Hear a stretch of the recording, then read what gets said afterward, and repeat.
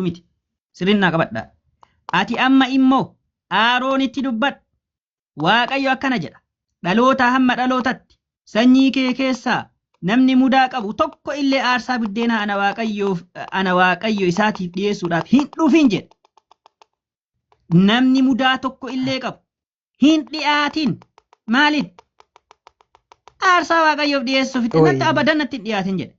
Namni jaamaan, namni naaftii, namni fuula farquu, namni fafii, namni miila cabaa yookiis harka cabaa laal ka miila cabaa natti hin dhiyaatin jedhe. Namni miila cabaa akka kunuu namticha wannaa sanii wannaa gubbatti ba'eetii koottaan fayyitanii jedhu sanni ni argite akkasii sunniin laal. Namni miila cabaa yookiis harka cabaa, namni dugda goophoo, dinkiin ija isaa irraa kan buufate, dhagni isaa kan ciccite, kan cittaa'e, cittaa'anillee waaqayyo cittaa'allee hin jaalatu. Cittaa waaqayyo hin jaalatu laal. Dhagni isaa kan ciccite, kan cittaa'e, cidhaan isaa kan tumame, ka cidhaan isaa tumame illee waaqayyo hin jaalatu. Nacuudhu billah. Tole, tuma fuufna. Namni dugdi goophoo, dinkiin ija isaa irra kan buufate, dhagni isaa kan ciccite, kan cittaa'e, cidhaan isaa kan tumame, sanyii Aaroon lubicha keessaa mudaa tokko illee ka qabu, aarsaa ana waaqayyoof ibiddaan gubamu dhiyeessuudhaaf hin dhufin. Mudaa erga qabaatees aarsaa biddeena waaqayyo isaatiif dhiyeessuudhaaf hin dhufin. Yoo fedhe nyaata godhame sana nyaatu malee nyaata gootan sani itti kennaa nyaachisaa malee kana inni dhufee akka takka tana waanaaf hin dhiyeessine jedhe hin jaalatu waaqayyoon. Dhaggeeffadhu siifan deebisa.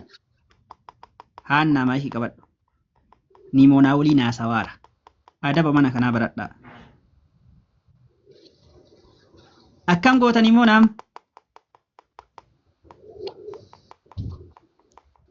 Wayye. Akkam goota waaqayyo kun dhufin jedhe dhaloota haga dhalootatti jedhe.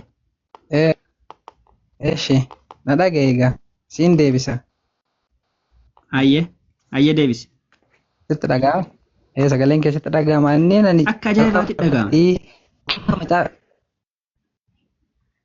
Wannaati.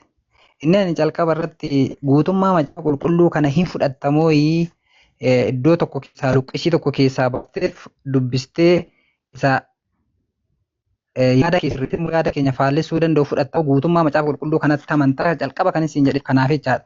Ammas dura dubbiin dhoowwite amma guutummaa macaafa kanaa wanti inni jedhu sirriidha miti hin amantaami kana. Mata dureen jijjiirin. Abdul. Caqasa kana deebisi. Fattan. Inni amantaa kana bichaa ishee sitti muufaniin bar. Suwaan biroo. Inni amantamuu nama. Suwaan birooti. Maal si galche?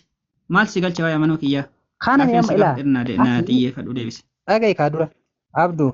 Ati nuti amma calqaba kanis hin jedhe ani waasirraa barachuuf ati waan abarsiisu ani waasi barsiisu malee yookiin nama mormuudhaaf hin deebiin. Quraana irraa yeroo ati gaafii na gaafatte quraana kanatti ni amantaa si dabalaa fudhatamu malee. Si galee ilaal.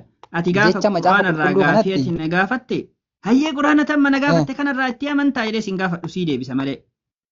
Si galee gaafii si ta'e na gaafattee miire. Kana hin amantaan sin jedhe.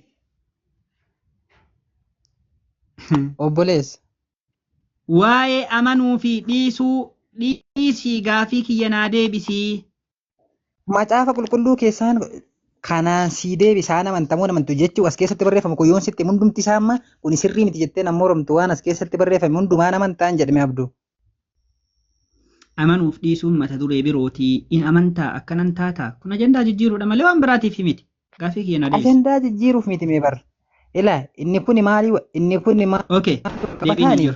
Inni kun Tole. Deebiin hin jiru.